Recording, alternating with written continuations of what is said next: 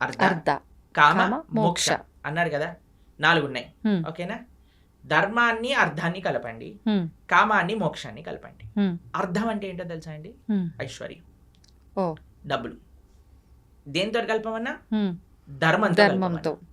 అంటే మనం సంపాదించే ప్రతి రూపాయి కూడా రూపాయి. ధార్మికంగా సంపాదించాలి, ధర్మం కోసం ఖర్చు పెట్టాలి.